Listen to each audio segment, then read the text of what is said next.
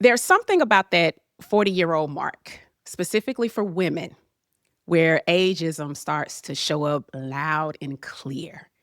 Not just in how others see you, but even sometimes how you start to even see yourself.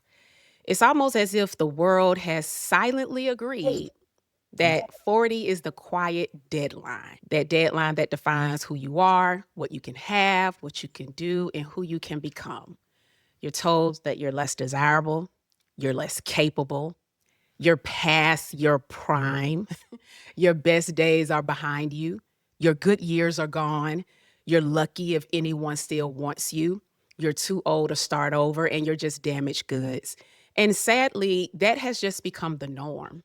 That's the unspoken script and silent expectation that the world tries to hand every woman the moment she turns 40, no matter who she is, what she's done, or what she still dreams of becoming. And do not dare be a woman who's divorced at 40, because now you're not only labeled as too late, but you're also seen as broken, as if your life is over simply because your marriage ended. And one thing I'm big on is challenging these narratives. I'm huge on that. And the one surrounding divorce at 40 and beyond is a narrative that too many women have been conditioned to accept as truth. And to help challenge that narrative, let me tell y'all, I got an amazing guest for today. I'm so excited. I've been excited this entire week to have her. I saw her on this podcast called Women of Impact when she was sharing her experience of navigating divorce at 40. And I watched the entire 2 hour interview. When I tell you, when I listened to her interview, I said, she's the perfect example of a woman who didn't and will not subscribe to that narrative respectfully and unapologetically. And so my guest for today is Patrice Washington.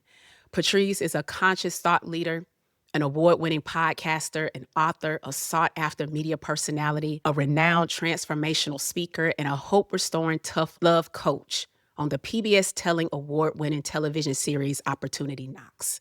She's been named by Success Magazine as one of the top 25 influential leaders in personal development. As a founder of the for Redefining Wealth, Patrice has built a thriving international community of purpose-driven individuals committed to creating powerful lives by weaving together their careers, home, health, as well as their personal finances, using her proven 6 pillars of wealth framework. Through wise teaching and intuitive guidance, Patrice creates a safe space for purpose chasers to dig deep, uncover the obstacles holding them back, and start making real progress. She empowers her community to look at life through a lens of abundance and opportunity rather than lack and scarcity. Consistently called on by top national media outlets such as Good Morning America, CNBC, Cosmopolitan, Women's Health, NBC, Essence Magazine, and more. Patrice represents where personal development, spiritual growth, and financial wellness converge to create a roadmap for ultimate success. And so, without further ado, Patrice, I am so glad you accepted my invitation. Thank you so much, because you don't know Ooh. me from a can of paint. And I was like, oh my God, thank you so much. Oh, I must have known in my spirit you were going to come with that intro. I have been on the other side of this mic, on the other side of this screen, like ready to just dig in and talk about this Yeah. because out of everything that you said about my accolades and accomplishments and all that great stuff, wonderful, praise God, so happy for it all.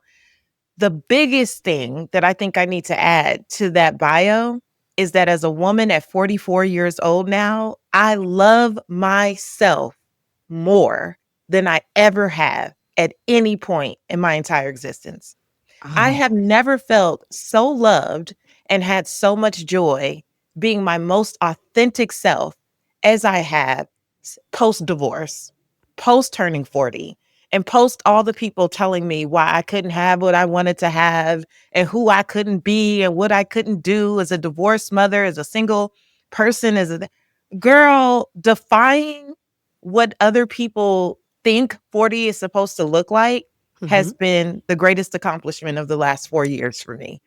That and my um, daughter getting ready to graduate from high school. Those two my, things have mine been too. incredible. So thank you so much for having me. I'm so excited about this conversation just by your intro. Thank you so much. I appreciate that. And this is great because of what you just said. This kind of leads me to my question before we dive in today's episode. I want to ask, when you think about who you are today, what is something that you've come to love about this version of Patrice? Ah, my goodness. What I love most about who I am now is the radical honesty that I give to myself and to others. And so let me explain that. Radical honesty has been a term that I've been using probably for the last 4 years or so. That Mhm. is, tell yourself the truth even when it hurts. No longer romanticizing, no longer intellectualizing, no longer trying to spiritualize stuff to make things that don't feel good to, for, or with my soul be okay. And the ability to do that with myself Mhm. and take the same powerful voice that I've always had in media, on stages, and all those things, but in my former marriage, that had been quieted. It had been dimmed quite a bit. I didn't even realize how I had normalized so much. The I don't know if you've ever experienced this, but the days of you just don't want no problems. So you're like, I'm not even gonna say nothing. Right. I'm just trying to get through the day. I don't have time. Mhm. My schedule's too packed to be having Right. these types of conversations, right? But that had just become a norm that was accepted amongst many circles that I was in, spiritually and otherwise. And so what I love most about this season of my life is that I'm not I'm not doing that anymore with Right. anybody for any reason, and everything that I've learned in my evolution in my romantic and personal relationships have also just benefited me in my professional life, and having the conversations that need to be had, and knowing that you can be radically honest and still leave yourself and other people with dignity. So I'm not Mhm. nasty or mean spirited. It's just I'm gonna be real about what I Right. feel. I'm not gonna Exactly. displace feelings anymore. And so I think that's the greatest part, the ability to be radically honest and then do something about what comes up, which is for me, be okay with having the difficult conversations and also be okay with untying when something does not feel good. We don't have to burn bridges, but I will untie quick, fast, in a hurry. I love that. Whoo, I love that. Goodness. And we ain't even I haven't even asked the first question. No, I love that. I want to go into that interview for a second because it was something you said. You mentioned that you had a coach that asked you, what were you willing to lose to have everything God has called you to have? Mhm, And you said your marriage. mhm, You didn't say your house, you didn't say your career, you didn't say your lifestyle, your money, or anything. You literally said your marriage, and you said it out loud, right? And some people would probably see that as selfish, and then others might even argue that God would never ask you to give up your marriage in order to receive what he has for you. And so my question to you is, why was your marriage the thing you were willing to release? And what ultimately confirmed that for you when it mhm. was time for you to leave? It's so funny. It came to my mind first and foremost when she asked me the question, but I was not ready to say it out loud. I did Mm, what most people do, which is, and I think this is why we don't take time to be still and ask ourselves radically honest, yeah. questions so we can have radically honest answers, because we don't want to deal with what might come out of that. Yep. And when she first asked me, I thought my marriage instantly, but I was like, uh-uh. I Right. like shook it off. I was like, no. So what I did was I spent the next several months remodeling my home, launching new things in the business, uh, doing everything under the sun, all kinds of things. I went through and did all the other things I could do. Oh, I would need to lose this space because it's not functioning well. And I would Right. need to lose these clothes because I don't feel as good in them. And I was doing everything but getting to the root of, I'm distracted because I know that this is not right for me. Mhm. And I never go into the details of the different things that happened in my marriage because I have a child and because I Right. have no desire to throw my ex-husband under the bus. We are wonderful co-parents. We take care of our child very well. We're cordial, all those things. I know and he knows and God knows, right? Mhm. And for me, even when people are like, "Oh, how could you? You're so selfish," and this and that. Listen, what y'all would like to do is praise longevity instead of allowing someone to depart from toxicity for them. Right. And what Yeah. is acceptable and tolerable for you, and what may have been acceptable and tolerable for me in former seasons of my life, when I hit 40, something clicked and was like, "Girl, you don't want to spend the next 20 years doing this. You've been 20 Mhm. years in and you desire something different." So it wasn't even that I said it like straight out. I Right. did what a lot of us do. I tried to deny it. I tried to work through it. I tried to push through it. I tried to romanticize. And then as Mhm. the year went on, it was actually a conversation with my daughter, who unknowingly released me. It was my Mm. daughter, the very person that I would say she's lived a great life. She's had access to all the things, and she's never seen her parents argue. We've built a beautiful home, a beautiful life, all those things. If there were anyone I was concerned about, it would be her. And she had COVID one day, and this is back in 2021. She had COVID, and so she was quarantining like we used to do back in the day. Right. And she was in the guest room. I happened to be in my prayer room, and she FaceTimed me and said, "Mom, are you really, really happy?" Out of the blue. She was 13. And I was like, "Reagan, what are you talking about?" "Yes, I'm fine. I'm in my prayer room." That means like, leave me alone, right? And she's like, "I just feel like I need to tell you that if you ever want to do anything different with your life, you should." And I was like, "Where's Mhm. that coming from?" And so we had a conversation. I never said anything about her father. I never acknowledged the marriage or anything. I didn't say anything. But she was like, "I just feel like there's more for you." My Mhm. 13-year-old child. Yeah. Kids And know. I felt and so I definitely saw some comments from that interview. I don't really read comments that much, but I saw people like, "God would never," and blah, blah, blah. Baby, confirmation comes in so many ways, but we are so closed off to it when it doesn't look like what we want it to look like. Right. Or when we're more concerned about what other people think and how other people are gonna receive it, as opposed to, I know what I felt and what I sensed, even when I couldn't quite put my finger on things. I knew stuff wasn't right. I knew something wasn't right for me. And so it was the conversation with my daughter that really sealed Mhm. the deal. Um, and so my birthday's in March. That conversation happened at the top of the year with my coach, and I didn't separate until November, right before Thanksgiving.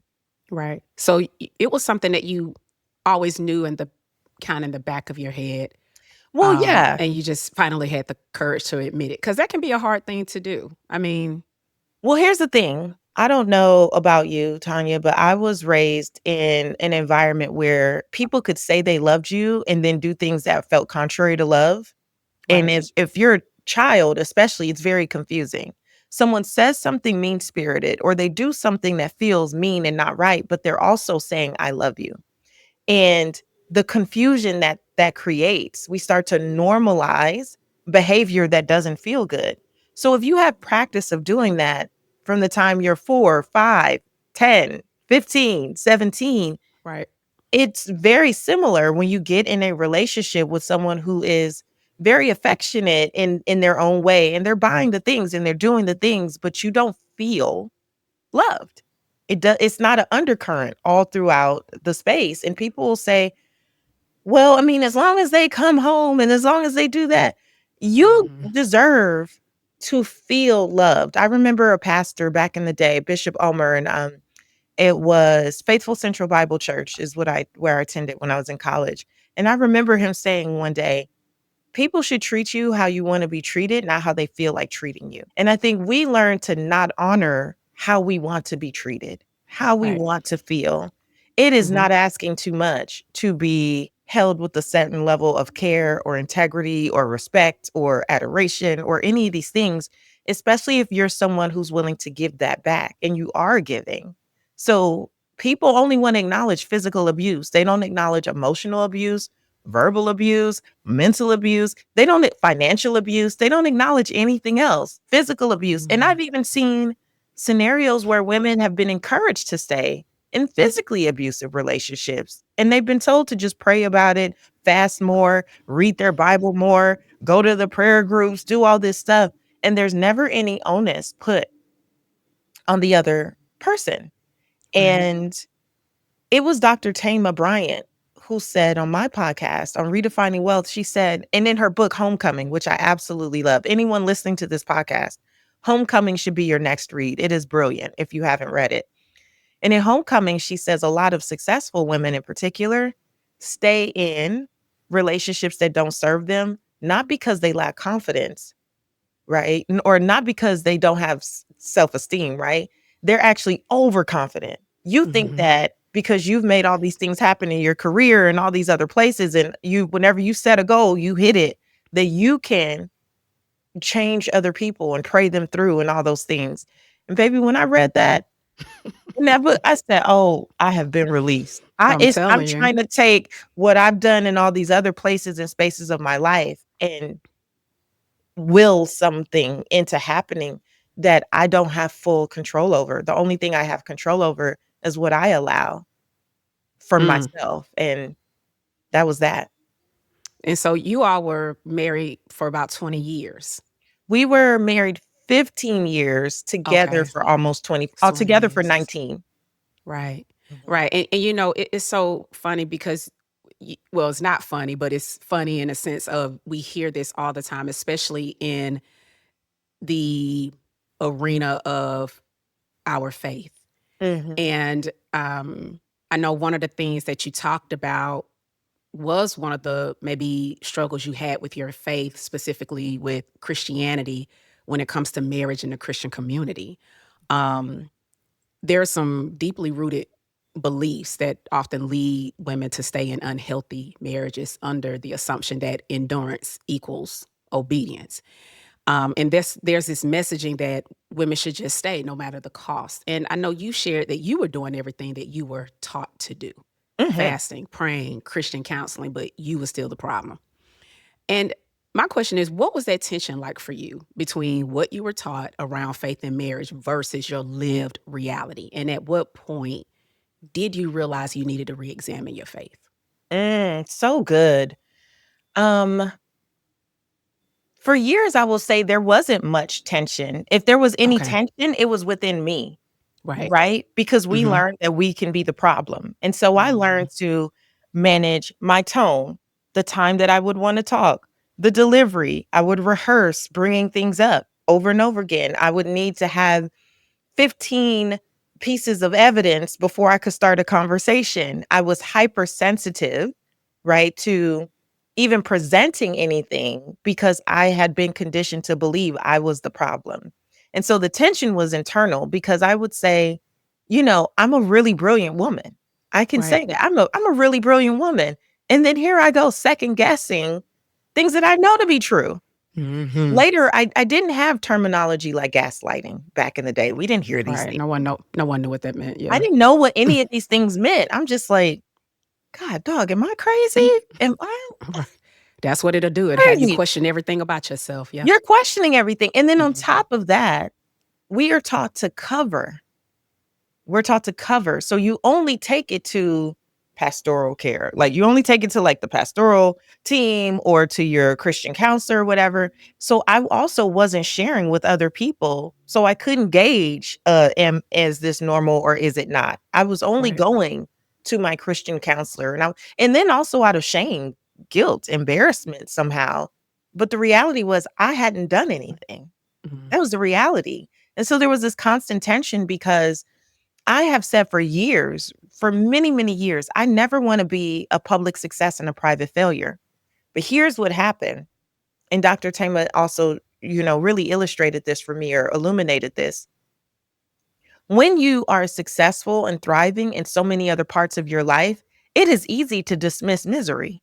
You could ask me for many years. I wouldn't tell you that I was in a horrible marriage. I wouldn't tell you any of those things. It was just, oh, this is normal. This is how men behave. Oh, this Mhm. is the norm, or you just got to pray and all these things. Right? But I had a full career. I'm a very devoted mother. My daughter has always had a full plate of activities and all the things, and I'm that mom, I'm at the stuff, right? You Mhm. know? Um, I have wonderful friends. I have a beautiful faith life. Like, I love God. I love my prayer time, my meditation time, my walks and talks with God, like all those things. So, and I've been in personal development for 20 years. Right. So, right, in personal development, what you learn is a lot of personal responsibility.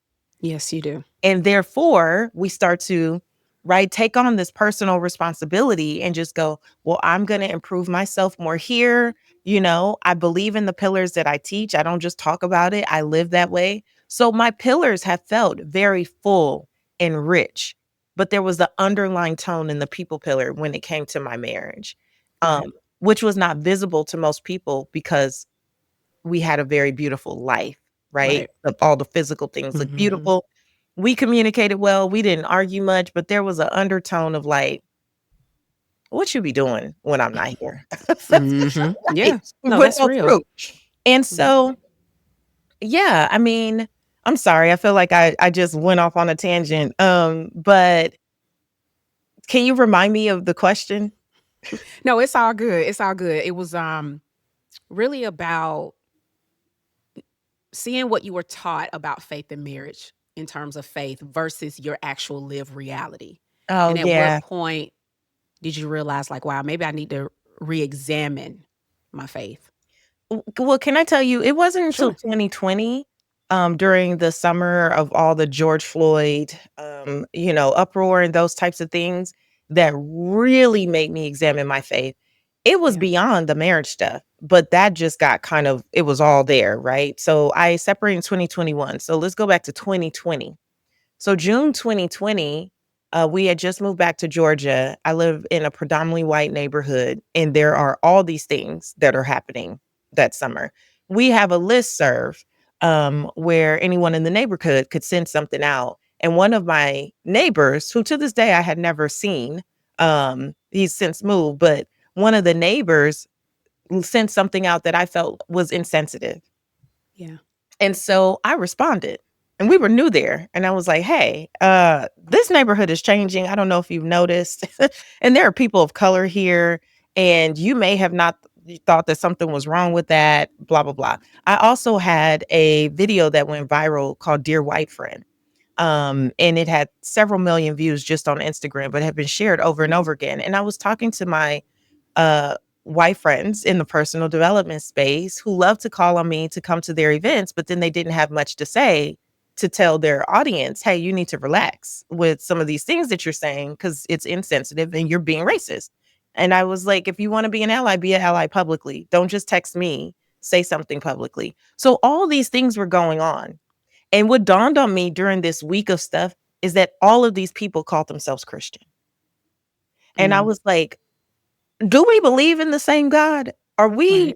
Are we praying to the same entity? Like, how do you say you believe the same thing? And then this is the type of stuff I'm seeing you say, and then you smile in my face. So I was already on this like, okay, there's definitely a disconnect here between what I have like thought my faith was and who I think God is and what other people who call themselves Christians are. So I just started to do a deep dive on deconstructing. And people were saying things like, "Oh, you're destroying yourself. You're going to hell." Like all this crazy stuff because I would ask Right. questions, pose questions. And I'm like, "You guys are confused. There's a difference between destruction and deconstruction." I'm not Right. just bulldozing everything that I've learned and everything who's made me who I am and, bulldozing through it, but I am looking at each piece of it and determining what actually is for Right. me in this season and what does not serve me. And the pieces that don't serve me that I've continued to go through these motions with, who does it actually serve?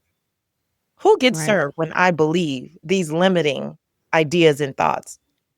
And so it was just a matter of time that would end up leading to my marriage.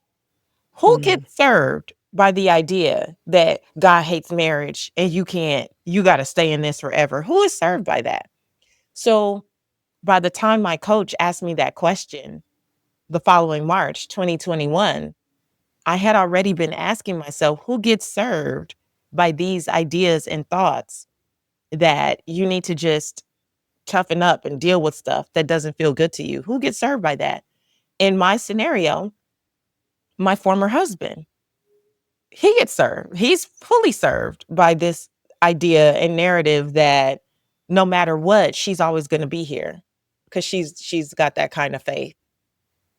She believes in all the gaslighting that a lot of the pastors that we've spoken to have given. Like she's like, oh, it's Mm, me. And so we can skate around and be like, oh, it's not me. She's all in, and she'll always be here. And mm, so that was it. It was really the George Floyd uproar that started the deconstruction for me. right. And it just led into you start now unpacking maybe how that showed up in your marriage. Because I know Mhm. you said faith has been weaponized and how marriage is supposed to look. Absolutely. I Mhm. believe that. I Yeah, believe it. I believe it's been weaponized. I mean, because again, who gets served typically from this are males, and we live in a patriarchal society. Men right. do better when they're married. Women end up doing worse. And let me tell you, and please don't turn that clip into I'm anti-marriage and I'm anti this. I'm in love Yeah, again, and I'm being loved so well in this season of my life, and it is so right, beautiful to experience. I love love. I love the idea of marriage, but both people need to feel respected, honored, and cherished in a marriage. There has to be a mutual level of consideration. If it's skewed to one way or the other, that's not true partnership. That's not even true friendship. That's just not ideal. And that's no type of relationship in any part of my life I want to participate in. I've made governing decisions that say this is how I need to feel in any relationship, period. And once it doesn't honor that, I'm out. no, I agree. I mean, specifically when something is in such close proximity to you every single day. I mean, to feel so imbalanced relationally long term, I don't think that will be healthy for the marriage overall. And that's just my honest opinion. I've seen it in the work I've done. I mean, and these are women who've been married for decades. So when people say women just up and leave, I respectfully disagree. A Oh, lot has happened way before that decision has been made to leave. And the courage it took to make the decision and say it out loud, like when you finally got that radical, when you finally allowed yourself to be radically honest, I don't think people understand the courage it takes to be woo. that kind of honest. That's a different kind of honesty right there. It It is. is. It It is is. so Is beautiful too, and I applaud when I see people, and I won't just keep saying women because I understand that some men right. have been through a lot and there's, long-term Absolutely. relationships as well. Hmm. But when I see people who have been silently suffering and quietly struggling with making these types of decisions, no one just wants to break up their family. No No. one wants to dissolve something that they've put so much time and heart and energy and, you know, no one wants to just do that. So if you get to that point, please know. Like I had to tell people in my audience, there were people who were sending me messages saying, I'm disappointed in you. Are you crazy? I'm like, "You're disappointed in me for choosing myself?" If you've listened to this podcast for as long however many episodes you have, what you do know about me is I'm an extremely thoughtful person. I'm Right. an extreme like, I'm always taking you guys through different things that I'm processing in different seasons of my life. Do you think I just jumped up on this mic and said, "Hey, it's time to dream a new dream"? That was the episode that I shared when I shared that I was separating. It was called Dream a New Dream. I'm so disappointed. I'm gonna pray for your man. And I said in that episode, please do not send me any messages talking about you gonna pray for nothing. Baby, it's been I'm not folks like, praying for years. yeah. I always tell people, ask people what you want them to pray for. Don't just assume that's what people want you to pray for. I don't, that's not, Yeah. yeah. The audacity of you. Actually, nobody asked you to do that. Well, I'm gonna Right. pray. You said don't pray, but I'm gonna pray anyway. Okay. Do your thing. All right. Like, but I applaud anyone who Yeah. gets to that place because by the time, like you said, by the time you say it, you have known it for Yeah. for quite a while. Right. Very, very true. I totally agree. So you're 44 now, right? And 40 is where society loves to write women off in terms of their worth, their value, their beauty. And You like, look, I'm willing to lose in order to gain. Like that's your mentality. And so I actually want to talk about the power to lose because and what it means to lose well. Because when your coach asks you that question, like, what are you willing to lose? It doesn't really just stop there, right? I mean, that's huge, but there's a transformation within that needed to probably take place within you in order to Mhm. even take that journey where there were beliefs you had to release, maybe patterns and habits that you had to strip away, and even a previous version of yourself that you had to be willing to let go of. And Oh, so, yes. what were some of the beliefs that you had to confront, unlearn, or even adopt within yourself in order to fully step into the life of receiving everything that God has called you to have in this season? Oh, this is so good. So several come to mind immediately. One of the first things I had to release was the belief that I could only be received as a married woman, right? Because it's a label that I had for so long. People didn't Right. know Patrice Cunningham, which was my maiden name. They only knew Patrice Washington, and everything that I built, centered so much around my family, my family, my family. And so for me to make the decision like this, it would even have to be acknowledging that I'm enough as I am without the label of wife, without the label of Reagan's mother, without the label of any of the other things I've attached myself to. I am enough as I am, like full stop, period. And I didn't realize that I didn't fully grasp that before until Yeah. like really getting to this stage. Um, I had to release another idea. Oh my goodness, I should have been jotting them down when they were dropped. This is the over 40 thing though, because those thoughts Yeah. came in and they went right out. Okay. So some other things that I had to release. I mean, really just people's ideas of dating even at this age. I did not really come into this with the idea that, oh, there's pee in the dating pool. It's awful. It's horrible. There's no good men, all these things.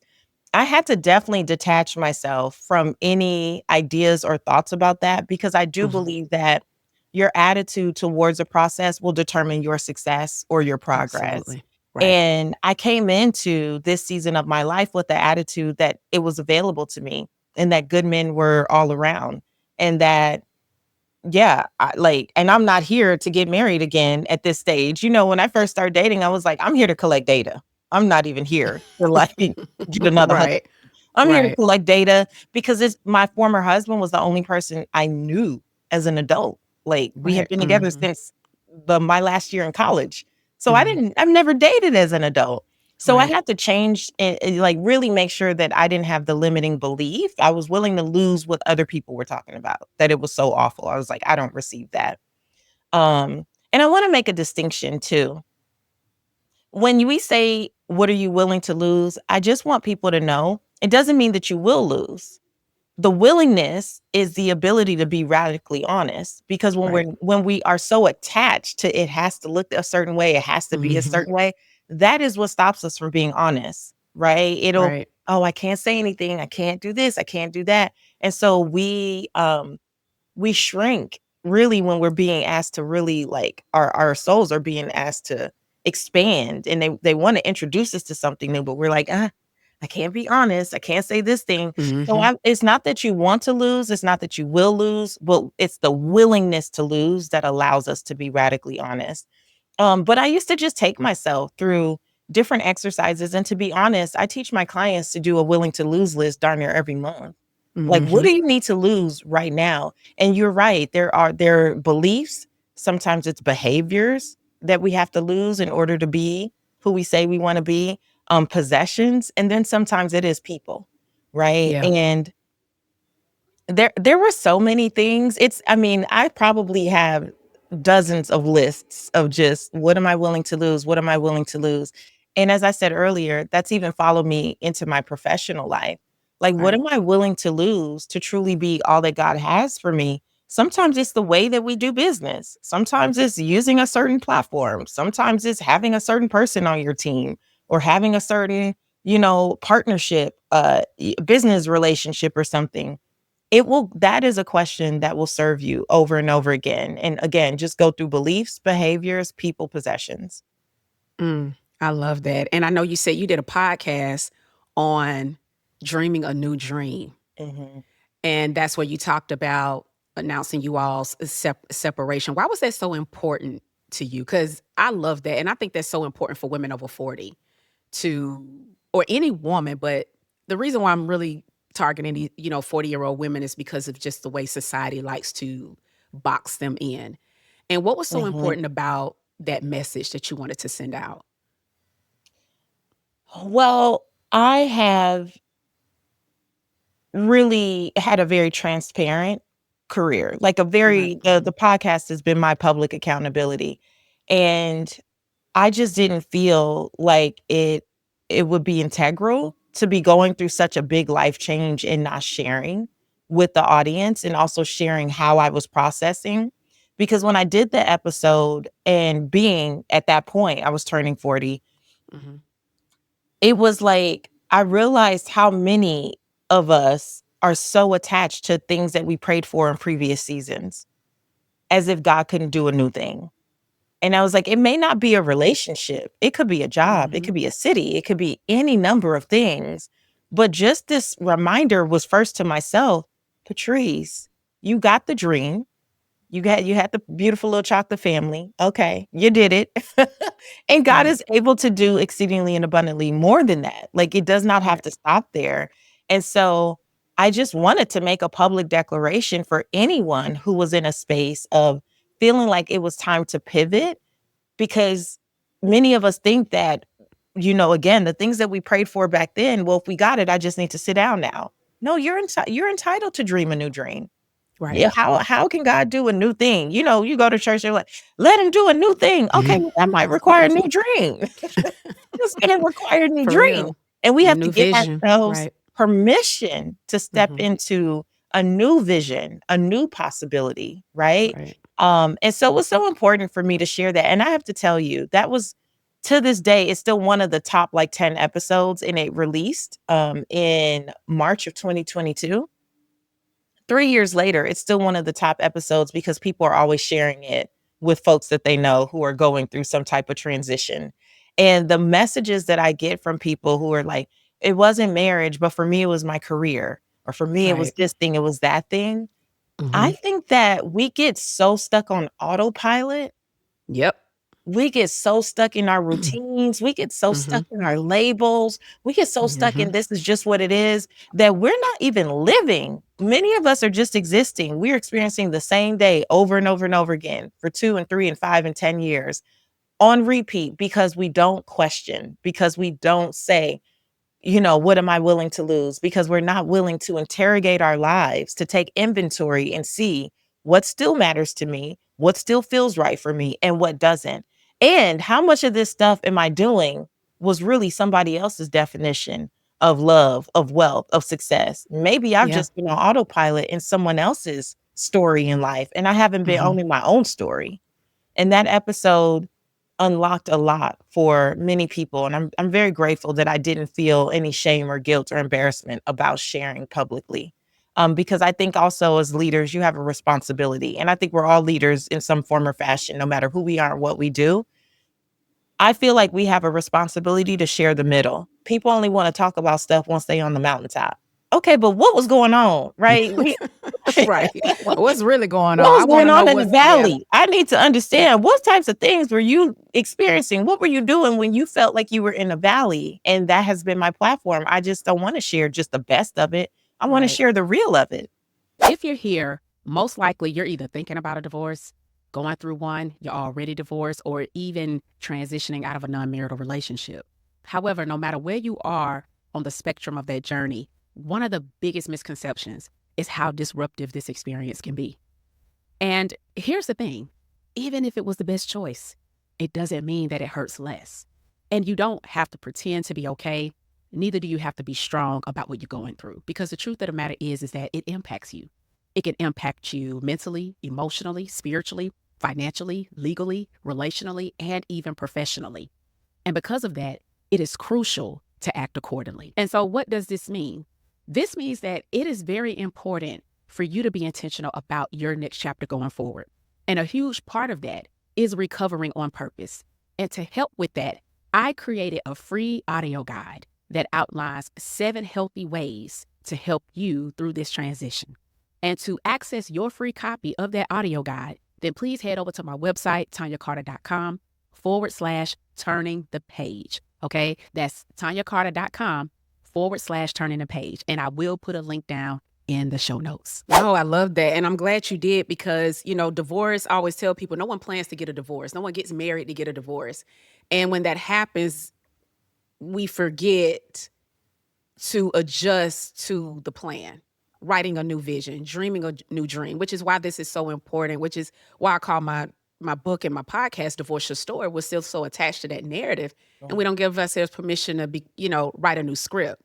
And I love that you talk about dreaming a new dream because some of us we just forgot to dream again. We're in survival mode. We're on autopilot. We're just going and hoping that it may work out with no intentionality of our own.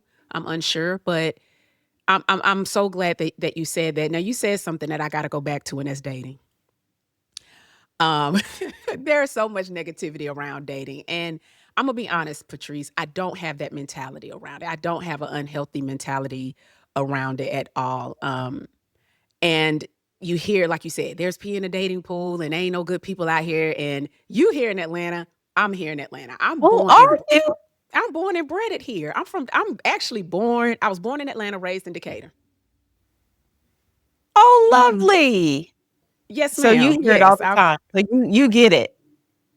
I get it, but I grew up in the 80s and 90s here, so it was a different vibe, back then. But now you hear a lot about Atlanta. But one thing that I love that it was you and Brandy, you all were talking about dating. And I know with everything that you've been through, in terms of your marriage and just the work that you've done on yourself, what does I know you say you're in a relationship now, but prior to that, what did dating look like for you? How was your approach to relationships? How did they shift once you've experienced almost 20 years of being with someone, coming into the dating world, like you said, never dated? Like what was that like for you? It was fun. Okay. It was fun. It was at first it was scary, and my Mhm. girlfriends who have been single, I would talk to them about where they were meeting people and stuff they were doing, and I got turned on to a dating coach. Her name is Joyce Robinson, Match Mary Mate, and I went through the program. I was actually in the program. It's so funny. I joined one of the cohorts, and then some of my clients were in there. I was like, "Girl, what you doing in here?" They in there calling me coach. I'm like, "Girl, I'm not the coach in here. I'm I in know here that's doing the right. work with You you, the right?" client, right? And so I joined the cohort, and one of the biggest things that I learned is that it was all about self-love. Mhm.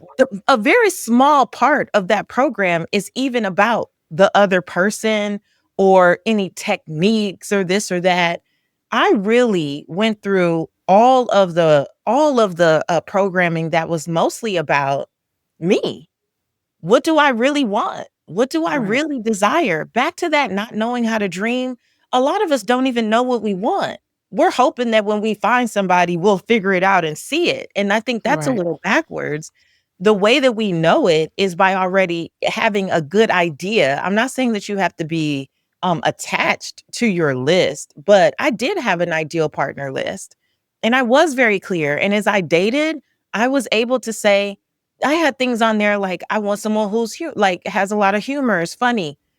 I love to laugh, all those things. I love to make my partner laugh, make my family and friends laugh, right? And then I go on a date with someone who's funny at the expense of other people. And I said, "Oh, let me refine that. I'm gonna have to refine that. I don't like mean spirited humor. I don't like humor that Right. makes other people feel bad. If I talk about Mhm. you, you need to be laughing while I talked about you. You don't need to be Right. standing there like you're gonna cry, right?" Right. So dating really just for me was like, I started with me. I started with what would make me feel the most loved I have ever felt in my life. What type of characteristics would that be? Now, of course, were there the other things? Yes, I did put 6 foot. I did put over 6 foot. I'm I five heard I ten. heard about that viral Oh, baby. video. Yeah, the all all the DMs I was getting from the short kings telling me that I was unrealistic. And this is the thing they tried to do, humble me with, and you're over 40, and you're over 40, See? and you're over Right. 40. What does that have to do with the fact that I'm also over 5'10" and I wear heels and I have a preference? What does that have to do? My Mhm. preference is my preference. It's not a demand, it is a desire list. And I won't Right. let anyone beat me out of my desires. I am Mm. entitled to what I desire. Where I want to compromise, if I decide to compromise, is my business. But Right. at a minimum, I'm not going to let you come into my life and define for me what I should accept. I'm going to say, these are the things that matter to me. These are the things that align with me. And moreover, I am everything on the list except for being over 6 foot. I am everything on this list that I've said. I am kind. I operate with integrity. I operate with radical honesty. I'm coachable. I'm approachable. You don't have to do a whole bunch of huh, trying to figure out if it's okay to talk to me and all those things. So I'm not asking for anything that I'm not, right? In partnership. And so it was really exciting for me to meet people in the airport, just all around. And then I ended up on a dating app as well. But I met most of the people first in airports because I travel a lot anyway. So Right. that was pretty cool. And because I had my list and I knew what I was looking for and what I would Mhm. not tolerate in this season of my life, I was very kind to people. But I was just like, yeah, I'm not giving all my energy and time and effort and attention just to be chosen. Like what Joyce taught me is many of us grew up with these 80s and 90s. We grew up with all the fairy tales and the movies and the Disney princess themes where you wait for some prince to come choose you. We are good and grown and this is the real world. We get to choose. Yeah, That's what I that's very learned. important too. I get my picker matters. I get to choose. It's not just a blessing for you to walk into my life. I'm a blessing. I'm No, a I love that because it's a lot of unhealthy conversations around a woman's desire to be chosen. Um, and what I see that what I see happens is it starts to become rooted in fear or pressure for women, and that can really come at a high cost. And a lot of the time, that cost is their voice and their ability to shrink. And I know you mentioned something about how you had to find your voice. Mhm. And that is not a small thing to find, right? I think it Mhm. takes courage. How has finding your voice allowed you to show up confidently in dating? Mm. It's definitely let me say this. What I really learned is you have to be in spaces with people that make you feel safe in order for you to really use your voice. So there's a step before that. If I don't feel safe with you, that is a telltale sign that I shouldn't be in relationship with you. If I'm not safe to just tell you the truth because I'm not abrasive, I'm not mean-spirited, but just to say, "Hey, you know, when this thing happened yesterday, to be honest, it made me feel like this." Right. If you instantly go into like, "Oh, baby girl, that's your problem." Wait a minute. Wait a minute. Like, if you Right. instantly get to like, "Oh, you're gaslighting and all this stuff," I'm like, telltale sign. So before I even need to be vulnerable enough to get into that level of like radical honesty with you, the first step is safety. And I realize, and it's not physical, it's not just physical safety, it's emotional safety, it's just relational safety. Yeah. Do you feel like a safe place for me to be myself? One of the things on my list is actually um I wanted to be in relationship with someone that as they got to know me more and more, they loved me and embraced me more and more. Because Yeah. it's easy to Google me and fall in love with some representative of who I am, and that is who I am, but there's so many more pieces to me Right. privately, right? And that the more you know those private pieces of me, that you love me more and you create even more safety for me, right? when someone couldn't even do the bare minimum, or you couldn't have like say something without them getting offensive, I was like, not only am I not worried about my voice being respected, I'm just not worried about being in this space. I'm Right. not even giving my voice. You don't even deserve my voice. You don't, Right.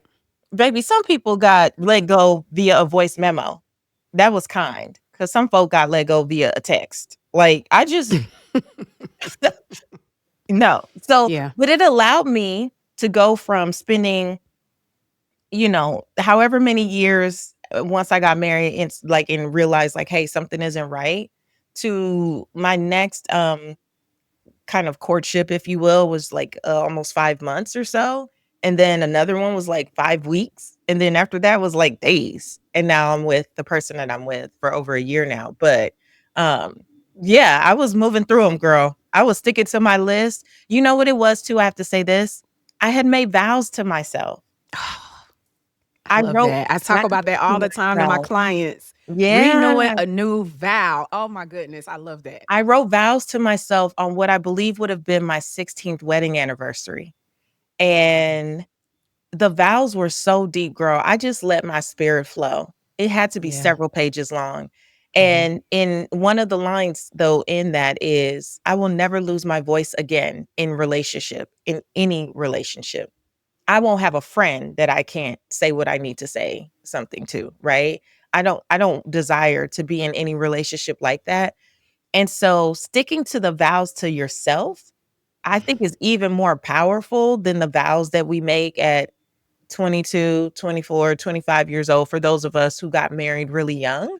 Um, the vows to yourself. I think that even before people go into marriage, they should be instructed in premarital counseling, if they take it, to write vows to themselves first before they sit up here and write a vow to someone else, or repeat vows that are pre-written and you may not know what you're saying, right? No, Like, that's true. I think that knowing not just who you are today, but wanting to be able to hold space for who you will become Yeah. is so important, and it's not talked about enough. That Right. when you enter marriage, Absolutely. it's not gonna be who you are the entire time. Children, job demands, where you live, all these things, aging parents that may become a part of the equation. There are so Yeah. many things that shift who you become, who you have to become, even to just survive some seasons, that we need a little bit more detail than for better or worse. Oh God, I love that. You mentioned what's her name? Doctor, is it Tama how, Bryant. Tama Bryant? Whew. And I gotta just address this high achieving thing because that was my issue, and that's something I had to unpack. I used to think that my effort alone would make you do and be right. I used to lead with that, and I didn't know I led like that relationally, and that just does not work. It does not work in the relationship department. I want you to speak on how that achiever mindset showed up in your past relationship and how you had to approach dating differently now, right? Because I'm sure there had to be some level of an adjustment with that. Because I know for me, that was something that I really had to adjust to. Like naturally, I'm a doer. And then if we could just really get deep, I was a recovering rescuer. I tell Mm. people that all the time. I was a rescuer and I had to own that. I was definitely an enabler.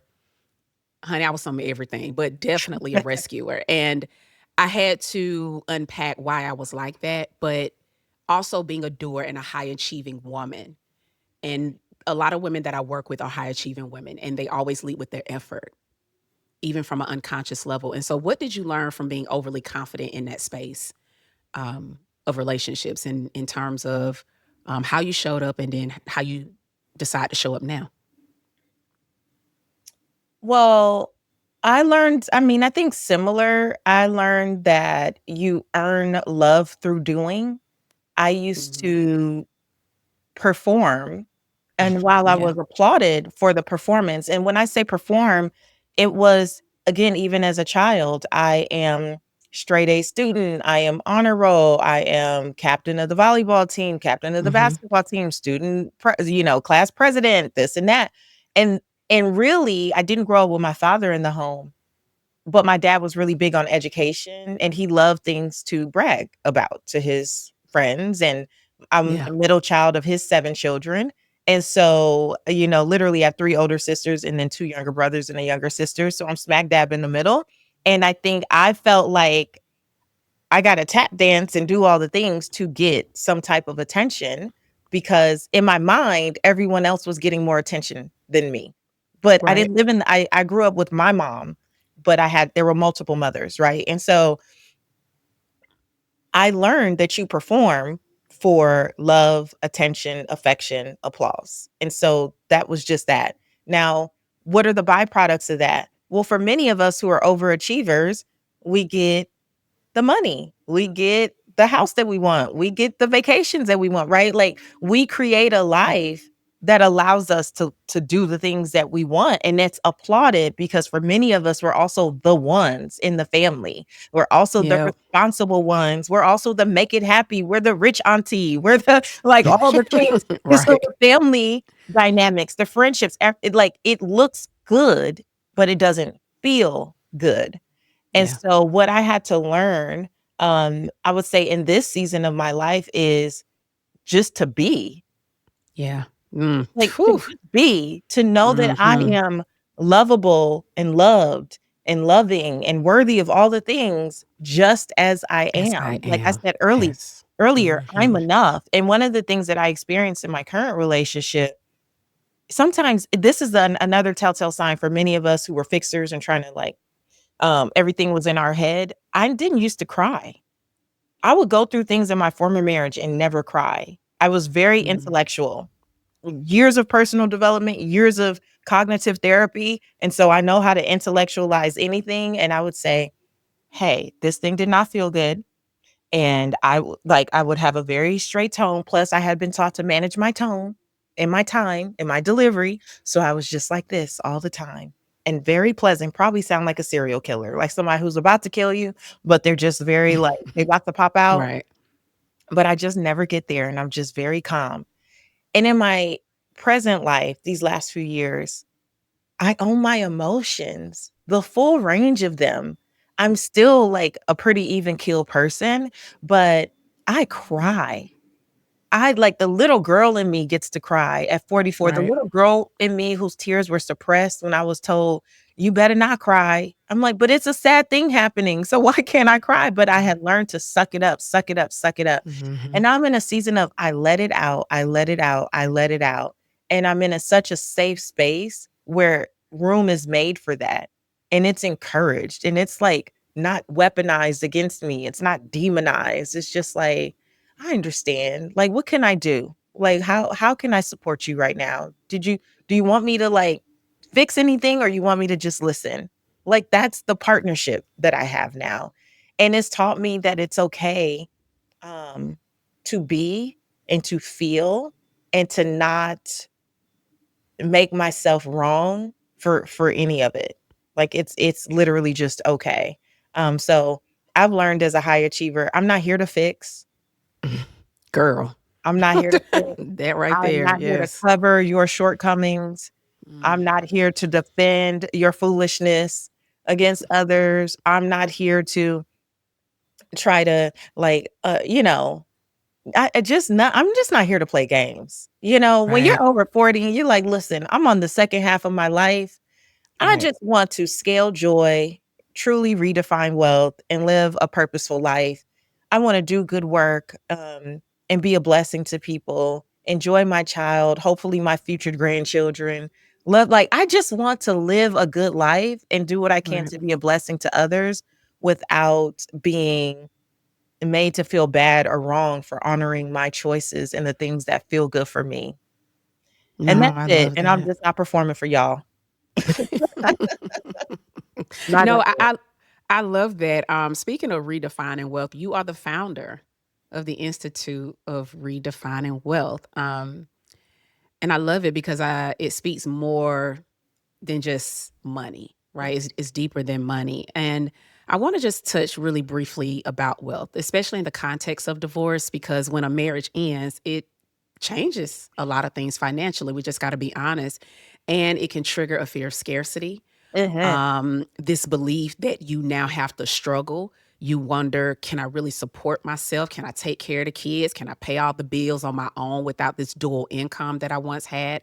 And then you also have women who were maybe financially dependent, right? And then also maybe financially controlled, financially abused. And these types of things make that transition a lot more harder. And so I want to ask you, what does it truly mean to redefine wealth? And how does that message meet women right where they are now, especially when they're facing financial fear and starting over? Yeah. Well, Redefining Wealth was founded in 2017 after years of being known as America's Money Maven on the Steve Harvey Show and all these other platforms. Hmm. And I got tired of people like acting like just talking about budgets and credit reports were enough because I was on the ground having real conversations with real people. And this is Right, obviously well before I was even considering divorce, right? And I was talking to people about their lived experience and even, my own from my former career and all those things. And I'm like, more people need to talk about the fact that wealth is just not money and material possessions. A lot of people don't have the bandwidth to focus on the finances because they're experiencing so much clutter and all this other stuff in the other parts of their lives. A lot of people would come to me for financial coaching back when I used to do that. And the real thing was like, your relationship is jacked up. Can we address that? right. Like No, we can't seriously. really Yeah, get over here yet because if you don't know how to create governing decisions and boundaries with the people you're in relationship with, what good is the budget? You're just right. writing it, but you're not using it. And Mhm. so redefining wealth is about one, teaching people that wealth is beyond money and material possessions. The original definition of wealth was the condition of well being and happiness. That was the original 12th century definition of wealth before we started to add money and capital, terms to it. And so, if we really want to be wealthy, I do believe to have a holistic standpoint is the best because a lot of times there are just other parts of our lives that are blocking us from being able to do the things we already know. And so, working through some of these other pillars, the fifth pillar, becoming your best self mentally and physically. You don't have to be in crisis to need a counselor. Okay. We can go to counseling for maintenance. Many of us are praying for things we don't have the mental capacity to sustain. So, we want to do that. Are we mentally and physically well? Um, Personally and professional relationships, people pillar. What does that look like for you? Because many of us don't leave because we don't have trusted advocates. Another part of the thing that helped me leave was having a coach, was having a prayer partner that wanted to pray for me, for God's will to be done for me, not just Right, pray for a marriage to keep up a facade. Right. right. I had to switch my Hmm. prayer partners even going into that season. Yeah, Um, Third pillar, space, is setting up your life to support you, whatever that may mean or look like to you. Faith, believing in something greater, deconstructing maybe some of what you learned previously to get to a faith that feels authentic to you. But it's not about, to me, whether you're Christian or anything else. It's just about, do you have a connection to something that keeps you rooted and grounded? Because right, these times you don't want to be grieving the marriage and trying to figure out what you believe. Like it's a lot. Like at least have a foundation for what you think you believe. Um, Work, living your life's purpose, and then money. And so those are the six pillars of wealth that I teach from. So I would say for anyone who is in this season, those financial implications are very real. Separating from the half of the net worth, if not more, in some cases, in my instance, right, that you created and that you built does not feel good. However, whenever we are feeling like scarcity, that means that we just feel like there's not enough, right? There's a right, fear that there's not enough time or resources or energy or any number of things, support. You can use the pillars to start to build an idea or concept of abundance, even in small ways, right? Like sometimes it's hard for people to jump straight to the money thing because they're looking at their bank account. They're looking right, at the retirement account that has like fizzled. They're looking at all these things and it's that keeps them in the loop of worrying. What I tell my clients to do is think of a pillar where you need some attention. We have a quiz at patricewashington.com people can take, and it'll tell you what the pillar is that you may want to focus on. Let's say it is the people pillar. So what I tell them is if you're feeling in your financial life like there's a lot of scarcity, what that says is you may be feeling like there's scarcity of support or for resources. So, how do we get you feeling more abundant? Well, maybe in your people pillar, it could be looking for a prayer partner that will support Yeah. you through the season, right? It could be looking for a financial advisor that will help you in this season. It could Mhm. be having conversations with people that you believe are doing well financially. They don't need to like lay out everything for you. Oftentimes, the only thing you have the mental capacity for is the next best step, one next step that you can take. And so, Yeah. how do you start to leverage the pillars to build this muscle of abundance before consuming yourself? And I know life is happening and we have to keep going. Trust me, I get it. Been there, had to sell properties and do all types of things. I get it. Yeah. But whenever I could find abundance in the other parts of my life, that actually is the thing that kept me going. And I just want to encourage people to not be so consumed by the finances that you keep yourself trapped in something that you know doesn't serve you. How can you start to look for abundance in other small ways and believe that it's going to build? Believe that it'll create momentum. Believe that having this conversation will lead to the next conversation that's going to be the thing. I believe in Yep. giving God something to bless, and so we have to do something. And sitting and worrying and ruminating on things and what you coulda, shoulda, woulda did does not serve you. The Yeah. only thing that you can do is whatever next best step you can take, and when you take it, I always like to say, "God, I'm giving this to you." Like, I'm taking it, hands up. I'm taking the step. My hands are up. Surrendering. I'm in surrender. And Yeah. I just believe and trust that this is going to be a blessing. But we have to believe that. As I said earlier, your attitude towards the process will determine your success. If you're listening to this and you're like, I don't have time to be finding an abundance of relationships, well, that's why you feel alone. Yeah. That's this That's is really why this is why powerful. you feel isolated. There people are out there that wanna support you, they don't know how to support you because you haven't surrendered yet, and that's your choice. Oh my goodness. I love that. And let me be clear, y'all. You lost everything in Yeah, one twice. season in your life. And I think that's important to note because sometimes we don't, you went from a seven-figure business to racking up $400,000 in debt, In medical right? debt. Mhm. In medical debt. And so was redefining wealth the pillars back then, or was this something you discovered after that? I discovered it coming out of that season, but I didn't Okay. call them, the pillars. It was actually in 2016, I was on the Dr. Oz show, and we were doing, like, some example, and it was like moving a felt piece of broccoli and little apple cutout from one board to the next, and I said, "Lord, what has my life helped you?" I am on national television moving fruit and vegetable cutouts from one board to the next, and that still small voice said, "Well, because you're not telling the truth about what you actually do." And what I actually do were all the things that I now talk about in the pillars and Yeah, okay. redefine wealth for yourself. And so I started to that was a moment of radical honesty and getting out of the box because people were like, you're America's money maven. And so you can only talk about investing and budgets and credit reports. And everywhere I was invited, that's what people wanted to hear. But that's not what I was doing. And it's not what I was talking to my clients about. Of course, I budget and manage my credit and all that, but that's such a small part of living your Mhm. daily life. It was Right. more about what are the attitudes, mindsets, beliefs, behaviors, conversations I'm having on a daily life and on daily basis, excuse me, because that's what builds a life. You can't stare at your budget all day. You can only how many times a day you going to check your credit report? You can only do those things so much. All the other parts of your life though are impacting how you manage the decisions that lead up to the results that you get. And so I feel like I'm that step before people start making decisions. It's like I want you to make it from a whole, clear, purposeful, authentic place, not from scarcity and fear.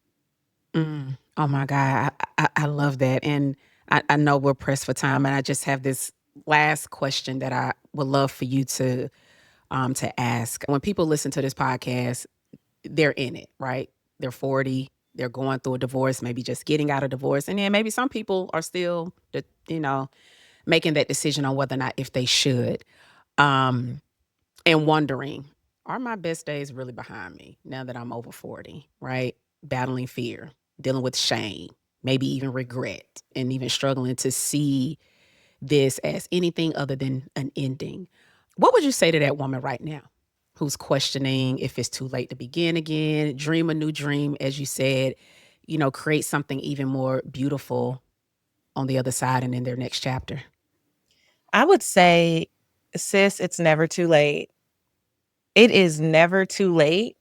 However, you want to really go deeper into or begin your self-love journey truly so that you don't get out here and just recreate what you're leaving. That's the thing. You're not Mm, trying to recreate what you're leaving. You're not trying to take the same patterns and meet the same person with a new name, a new social, and a new face. Like, we're not trying to do that.